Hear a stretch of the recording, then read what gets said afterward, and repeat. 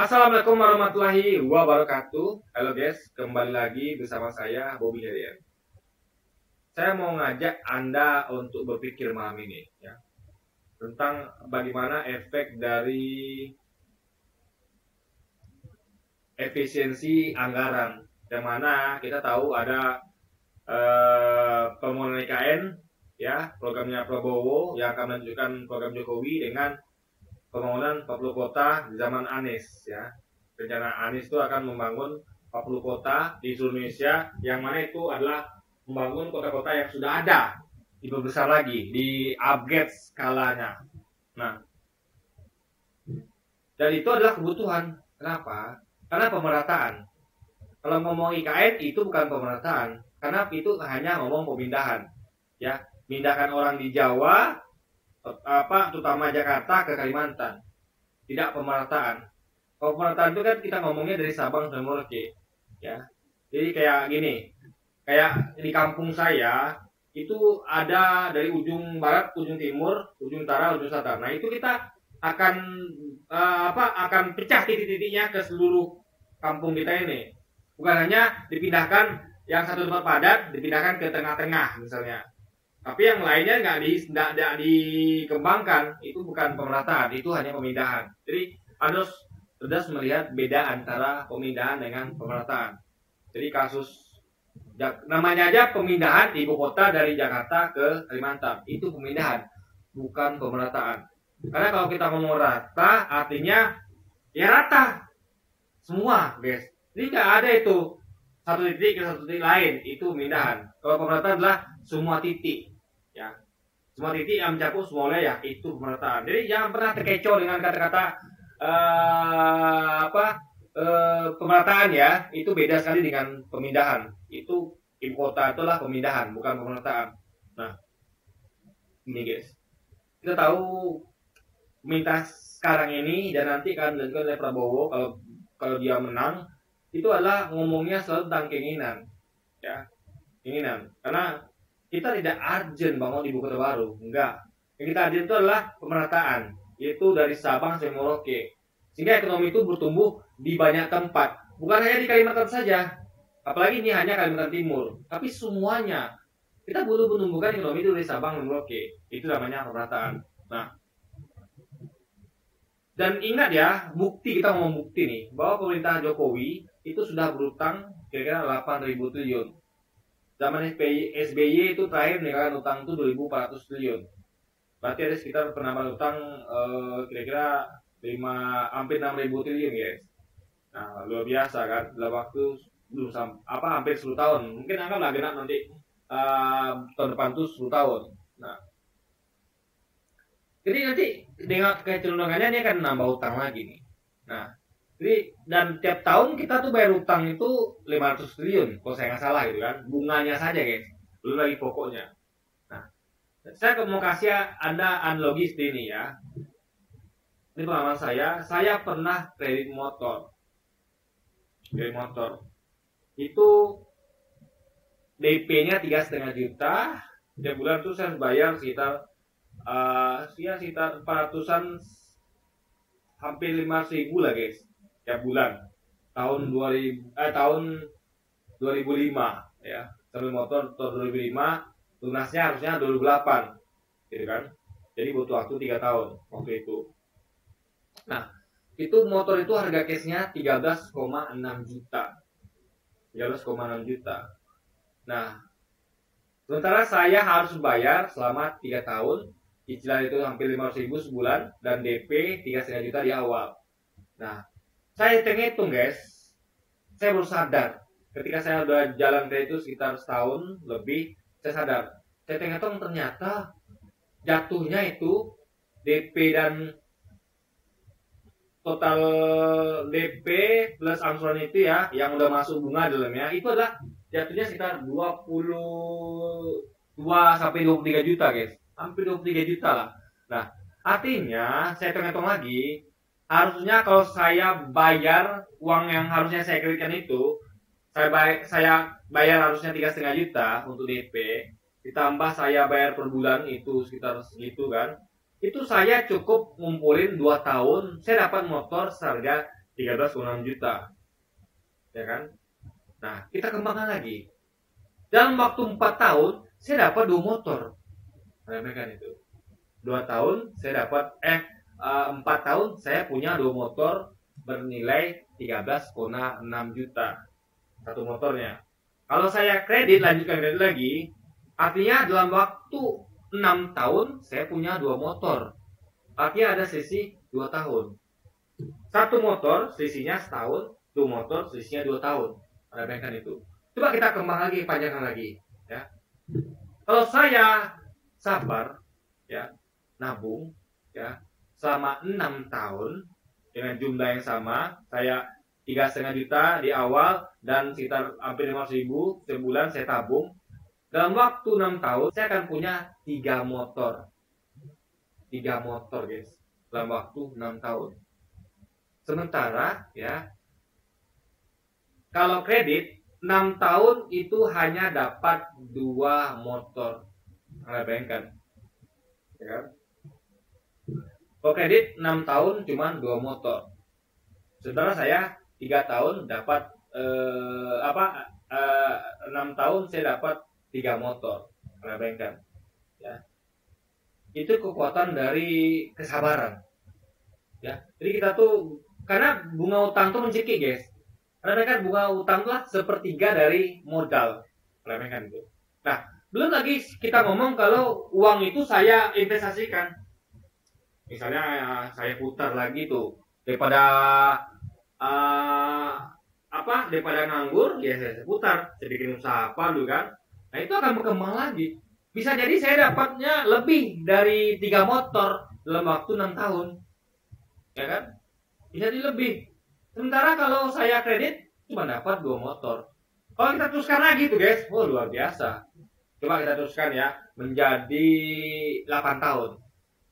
8 tahun kita akan dapat 4 motor. Sementara untuk kredit kita butuh 9 tahun untuk dapat 3 motor. 9 tahun untuk dapat 3 motor. Kita hanya butuh 8 tahun untuk dapat 4 motor. Nah, luar biasa, guys. Sisinya kan. Teruskan lagi akan lebih parah lagi.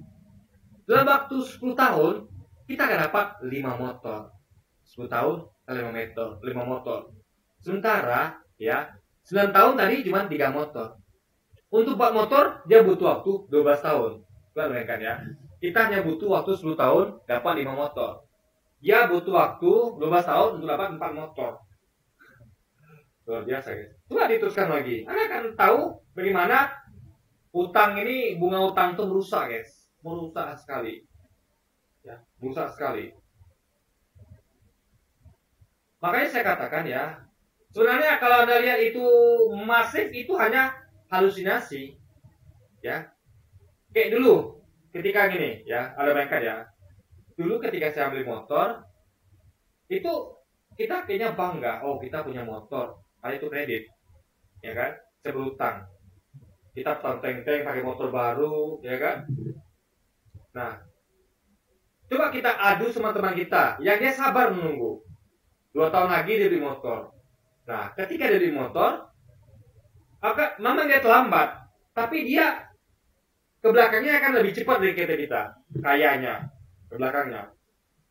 Kita kaya di awal, bukan kaya di awal ya, karena utang juga bukan kaya. Kita kelihatan kaya di awal, tapi miskin di akhir. Dia kelihatan miskin di awal, tapi kaya di akhir. Bukan miskin juga ya, karena kan uangnya diputar berupa modal. Jadi dia kaya di awal dan kaya di akhir. Kita hanya kelihatan kaya di awal, gitu guys. Miskin di akhir. Nah, dalam waktu 10 tahun, motornya sudah 5. Kita berapa motor kita? 10 tahun, motor kita masih 3. 12 tahun, 2 tahun kemudian, kita baru punya motor 4. Motor dia 12 tahun, udah 6. Kita 4 motor, dia 6 motor, guys. Siapa lebih kaya? Dia, guys. Itulah merusaknya hutang itu. Belum lagi kalau dia pakai uang itu diputar dulu. Oh, dia mungkin punya motor lebih dari 6 gitu. Artinya, guys, jangan kita terkecoh oleh halusinasi. Anda lihat sekarang pembangunan masif ini ya, tapi lihat juga utangnya. Itu ada korelasi. memang cepat di awal, tapi nanti di akhir kita akan lambat. Jadi sama kayak Anda bayangkan ada orang yang lari maraton, ya, lari maraton. Kalau kita kan mainnya jangka panjang, ingat IKN itu jangka panjang. Pembangunan ini semua jangka panjang, nggak ada yang instan guys, ini nggak ada yang instan. Jadi kita tuh perlu melakukan pembangunan itu sama seperti lari maraton. Nggak bisa Anda bikin lari cepat, nggak bisa. Karena pembangunan itu butuh waktu yang panjang. Pembangunan itu guys, tidak akan ada habisnya sampai hari kiamat. Pembangunan itu. Nah mungkin dong, ada saya nih, 5 tahun presiden, habis itu kita stop pembangunan ya, nggak ada cita. Nanti yang berikutnya akan terus membangun itu. Berikutnya. Terus. Jadi ada mereka ya, ada 2 negara, nih, 2 negara membangun. Yang pertama, negara satu bangun dengan sabar. Ya, dia bangun dengan sabar. Yang kedua dengan agresif dengan pakai utang. Nah, negara pertama itu sabar bangun, dia tetap berusaha ada investor, tapi dia tidak mau berutang.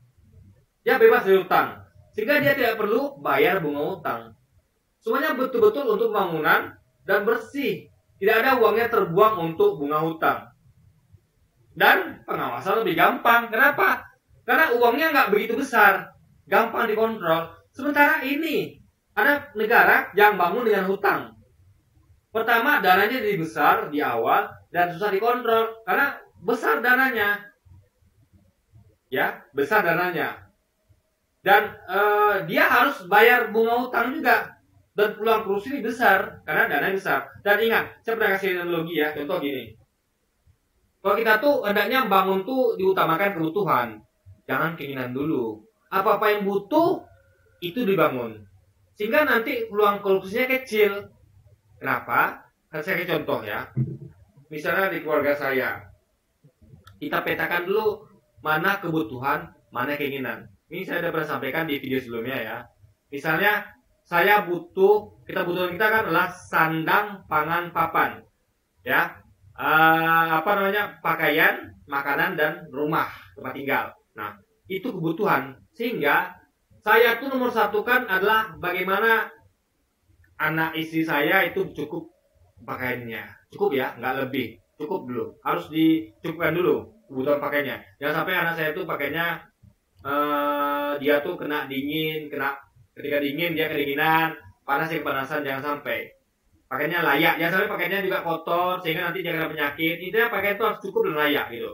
Lalu masuk ke tempat tinggal. Tempat tinggalnya harus minimal harus bersih, nyamannya tuh bukan berarti harus ada AC ya atau apa, tapi yang penting dia tidak bocor. Bisa lah untuk tempat berteduh dan dia nyaman untuk belajar, untuk aktivitas, untuk bangun masa depannya gitu kan, untuk kita bercengkrama sama keluarga sehingga kita tuh nyaman dan tentu akan sehat mental kita, mental keluarga kita.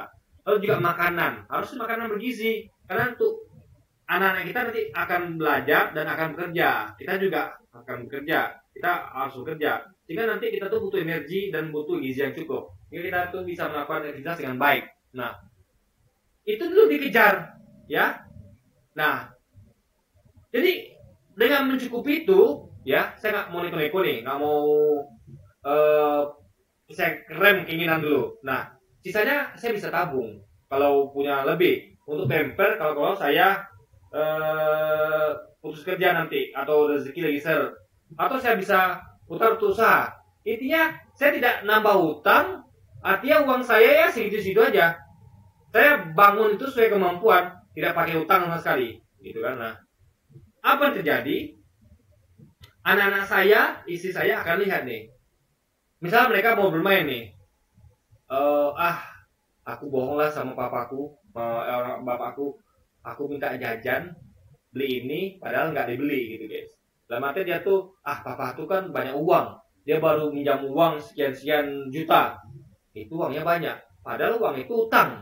Orang kan anak-anak itu, atau ya kalau namanya uang aja kadang nggak kepikiran itu. Kepikir di mana asalnya, utang. Harus dibalikin. Jadi dia taunya ada uang aja. Apa terjadi? Dia akan berpikir bahwa uang bapakku banyak nih, karena utang gitu kan. Dia tidak bikin utang itu karena pikiran pendek gitu kan. Bapakku punya uang, aku minta lah uang beli ini itu gitu, ya kan. Nah, akhirnya bahkan dia kadang nyuri uang kita. Uang kita banyak pikirnya kan, panik utang ya harus kita bayar. Dia nggak peduli itu guys, anak-anak kan. Sama kayak koruptor tuh nggak peduli itu. Di koruptor tuh beri anak-anak, nggak ngerti dia bahwa utang tuh untuk pembangunan, untuk bantuan sosial, untuk segala macam, nggak layak dikorupsi. Tapi karena dia uang tuh banyak, ini bisa dikorupsi nih. Nah, tapi kalau uangnya sedikit, apa yang mau dikorupsi? Dan saya pun ngawasi gampang. Kalau saya cuma mengawasi gaji saya masuk tiap bulan, lebih gampang dibandingkan saya mengawasi gaji saya, terus saya pinjam uang di bank. Karena uangnya lebih banyak, saya lebih susah ngawasinya gitu. Nah, jadi pemerintah yang satu bangun tanpa utang, satu lagi bangun dengan utang. Nah, tetap menarik investor gitu. Jadi nggak pakai utang, tapi investor masuk, gitu kan? Kita tentu kita harus lebih lihai skill jualannya. Karena kita tuh tidak tidak pakai hutang gitu kan. Kita tuh betul-betul membangun apa adanya dengan sesuai kemampuan gitu kan. Karena kita nggak mau bayar bunga hutang guys. Nah, jadi dalam waktu berapa tahun ke depan ya, pemerintah satu ini dia saya yakin Anda ya, pemerintah yang tanpa hutang ini dia akan membangun lebih cepat di akhir diberikan di awal. Ya, kayak tadi analogi tadi ya, yang motor tadi, yang dengan sahabat tanpa utang dalam waktu 12 tahun dia akan punya 6 motor, sementara yang punya utang hanya punya 4 motor. Nah, jadi guys, seperti itu logikanya. Karena yang kita hindari adalah membayar bunga utang gitu loh. Kalaulah kita bayar pokoknya aja aman, tapi kan pakai bunga itu guys, pakai bunga gitu loh. Itu masalah di situ, ya kan? Nah, jadi kita tuh perlu investasi asing, tapi kita nggak perlu bayar bunga utang gitu. Banyak caranya, tergantung kreativitas pemerintah, ya. Jadi contoh gini ya, ada 2 orang nih, saya kasih contoh lagi. Orang pertama itu dia mau bangun sesuatu, dia pakai utang. Dia tuh hobi minjam uang ke bank, dikit-dikit minjam uang ke bank, dikit-dikit minjam uang ke bank. Tapi satu lagi tidak. Dia mikir gini nih, daripada saya minjam ke bank, mending saya cari investor. Apa yang dilakukan? Ya, dia tahu dia nggak akan punya uang pinjaman, nggak akan dapat dana gratis. Apa yang dilakukan? Dia akan berjuang lebih keras. Ya, dia akan butuh lebih banyak kreativitas dan butuh banyak inovasi, butuh banyak ide. Sehingga dia bisa menarik investor. Jadi dia datangi investor. Pak, kita mau bikin planning ini Pak, mau nggak Bapak biayai? Mau nggak Bapak investor? Itu berarti orang yang cerdas. Jadi daripada dia ngambil utang ke bank, mending dia cari investor, gitu, ya kan? Cari investor. Dia tidak perlu bayar utang, dapat untungnya bareng, dia dapat untung, investor dapat untung, win-win solution. Dibandingkan utang ke bank, coba. Dia harus bayar bunga, gitu guys.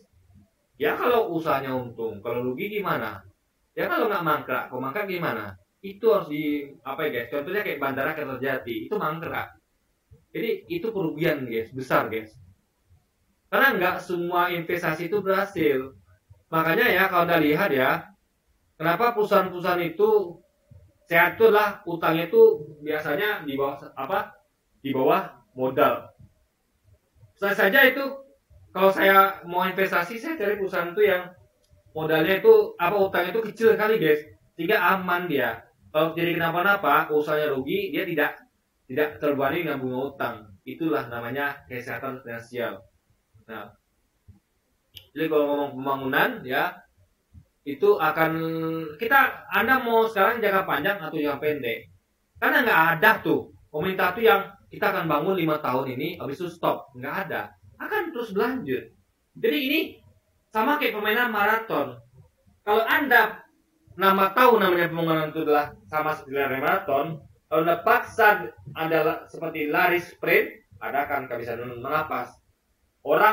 Jadi kenapa? Coba Anda bayangkan ya, orang yang menang lari maraton itulah orang yang pandai mengatur ritme, mengatur nafas, sehingga dia tuh akan terus berlari tanpa henti dan dia tuh akan terus progresnya jalan. Tapi orang yang menganggap bahwa lari maraton sama kayak lari jauh pendek, apa terjadi? Dia akan kehabisan nafas, ya kan? Memang dia lebih cepat di awal. Contoh, saya Ini lari maraton nih. Saya pelari maraton, ini pelari jarak pendek. Dia lari kencang, di awal dia menang. Tapi nggak sampai finish. Kan maraton itu panjang gitu kan. Saya ketinggalan di awal, tapi saya santai. Saya turun napas. Saya terus berlari, terus berlari. Dia kehabisan napas kan berhenti dia. Tentu dia butuh recovery. Dia harus menstabilkan dulu napasnya. Kalau dia pingsan kan, karena napasnya nggak cukup. Saya terus gerak. Nanti akan, kalau teruskan ini ya, akan ada gap. Sehingga saya pastilah akan menang finish. Ya. Apalagi ini pembangunan tidak ada finishnya. Maraton saja pakai finish, itu butuh atur napas. Apalagi pembangunan yang tidak ada habisnya. Finishnya ada sih, yaitu kiamat. Ini kiamat. Jadi, gaya pemerintah Jokowi ini yang urusan Prabowo pakai utang itu kan nggak bagus, guys. Sama sekali nggak bagus. Ya. Makanya saya katakan lah, membangunlah dengan budget, jangan ambil hutang kecuali kepepet. Saya hanya akan ambil hutang untuk anak saya kalau mau makan, gak ada uang untuk makan, itu kan, itu baru saya ambil hutang, atau mungkin untuk sekolahnya. Tapi luar itu saya tidak akan ngambil karena itu berbahaya. Tadi motor tadi lah, daripada saya ambil motor kredit 3 tahun, mending saya sabar nabung 2 tahun, setahun lagi bonus itu saya bisa belikan yang lain. Misalnya saya renovasi rumah, kan sisinya itu antara 23 juta ke 13,6 itu sekitar 9 juta, 8 juta guys. Itu kan lumayan tuh, saya bisa bangun yang lain. Nah, jadi Anda bayangkan ya, 500 triliun yang kita bayarkan itu akan mengurangi APBN. Jadi realnya APBN kita tuh bukan 3.000 triliun lagi, tapi 2.500 triliun. Karena 500 triliun ini habis tuh bayar bunga utang. Anda bayangkan tuh guys. Jadi tiap tahun itu pemerintah tuh aturannya punya jadi gini ya, kalau kita tidak ambil utang nih, kita lunasi utang kita punya 3.000 triliun APBN. Dibandingkan dengan 2.500 karena udah terpotong bunga utang 500 triliun. Dalam jangka panjang, anggaplah dia punya di awal 8.000 triliun. Makanya pembangunan sekarang ini masif, ya, ada macam-macam. Tapi jangka panjangnya, maratonnya, yang 3.000 triliun ini akan menang. Kenapa? Dia punya 3.000 triliun tiap tahun. Sementara yang satu ini dia hanya punya 2.500. Dia pegang 8.000 di awal, ya. Bukan 8.000 sih, karena kan utang itu kan zaman SBY 2.400, berarti kan sisanya. Berarti dia pegang itu hanya sekitar 5.000-an triliun, guys. Itu dia pegang. Jadi pemerintah Jokowi ini megang uang di awal itu sekitar 3.000 tambah 5.000, anggaplah 8.000 triliun juga ya gitu kan, karena kan campur APBN.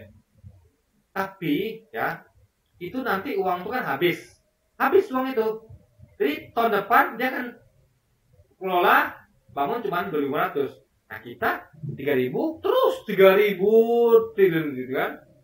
Jadi Anda bayangkan ya, 8.000 triliun sekali jalan, besoknya tinggal 2.500 bandingkan kita yang stabil 3.000 terus. Anda bayangkan. Jadi di akhir siapa yang akan menang? Siapa yang akan menang? Coba saya tanya. Siapa yang akan menang? Tentu yang tidak berutang. Jadi guys, sekali lagi guys ya, utangnya merusak. Jadi jangan anggap ada utang. Jadi pembangunan dengan utang itu adalah pembangunan yang halusinasi. Kelihatannya bagus, cepat. Sebenarnya lambat di akhir. Karena sama kayak lari maraton dibandingkan dengan lari cepat. Karena pembangunan itu adalah analoginya lari maraton, ya ada yang pakai analogi lari cepat. Karena mungkin menang di awal ya, lari cepat itu akan menang di awal, tapi di jangka panjang dia akan kalah oleh lari maraton. Karena tidak efisien. Cara larinya nggak efisien. Yang efisien itulah lari maraton. Bertahap, atur napas sehingga dia terus bisa berlari terhenti. Sama kayak pembangunan juga begitu. Coba, Anda tiap tahun bangun 3.000 triliun, atau Anda hanya tahun pertama 8.000 triliun, habis itu ada di tahun kedua dan seterusnya hanya 2.500 triliun. Anda pilih mana? Kalau saya terus pilih yang budgetnya itu di awal itu kecil tapi stabil terus, lebih besar dibandingkan yang awalnya besar lalu kemudiannya kecil ya guys. Nah, itu logikanya. Makanya Kecuali kalau pemerintah bisa bangun IKN tanpa hutang, ya itu silakan. Tapi nggak mungkin juga karena budget kita terbatas. Jadi kenapa pemerintah berhutang? Ya karena IKN salah satunya. Itu menjadi konsekuensi logis. Jadi sekali lagi ya, pembangunan itu adalah seperti lari maraton, ya mainnya jangka panjang, finishnya adalah kiamat, ya nggak bisa ada tuh pakai hutang karena hutang itulah untuk jangka pendek. Anda kelihatan kaya di awal, sesungguhnya itu tidak sekaya itu. Tapi kalau Anda mainnya tanpa hutang, Anda itu tidak kelihatan kaya di awal, tapi juga tidak kelihatan miskin di awal. Tapi Anda pasti akan kelihatan kaya di akhir, pasti guys. Karena Anda tuh betul-betul tidak ada terbebani oleh bunga hutang. Jika uang Anda dipakai membangun itu akan selalu tidak ada potongan, ya bersih. Jadi bayarkan itu bersih untuk semua pembangunan. Tidak dipotong untuk bunga hutang dari para pengutang sana guys. Oke, jadi mungkin itu aja ya pembangunan. Jadi kita tuh perlu mencukupi kebutuhan dulu dalam negeri, ya, baru masa keinginan. Makanya saya nggak setuju tuh. Proyek-proyek IKN saya nggak setuju. Belum saatnya. Kecuali kalau kita semua kebutuhan kita sudah terpenuhi, yang penting tanpa hutang guys. Karena hutang itu merusak. Oke, jadi mungkin sekian dulu aja video kita kali ini dan sampai jumpa lagi di video-video selanjutnya. Dan wassalamualaikum warahmatullahi wabarakatuh guys.